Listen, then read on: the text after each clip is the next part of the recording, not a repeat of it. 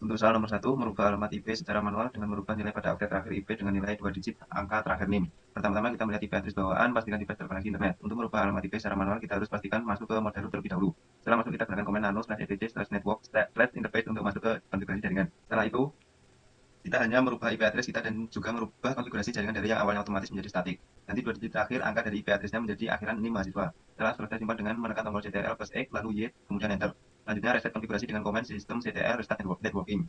Hasil akhirnya kita coba kembali mengecek jaringan dari IP address yang sudah diganti dengan ping google.com. Untuk soal nomor 2, mengganti repositori dengan alamat repositori lokal dan lakukan update serta upgrade.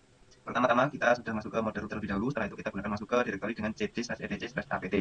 Kemudian masuk ke direktori repositori dengan nano/lib untuk merubah repositori. Ini merupakan repositori bawaan yang masih repositori global. Kita ubah dari repositori global ke repositori lokal Indonesia. Di sini kita menggunakan repositori dari data utama Surabaya. Lalu setelah selesai mengganti repositori, klik Ctrl+X, lalu Y dan Enter. Setelah selesai keluar, kita lakukan update terlebih dahulu dengan komen apt/get update. Terlihat di sini bahwa repositori yang kita gunakan sudah pada versi paling terbarunya dan tidak ada update yang tersedia. Lalu kita juga lakukan upgrade dengan komen apt-get upgrade.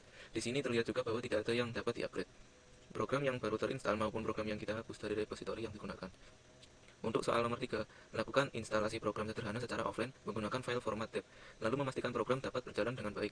Pertama-tama pastikan kita masuk ke mode root terlebih dahulu, lalu kita masukkan nama file program yang kita akan install menggunakan komen apt-install.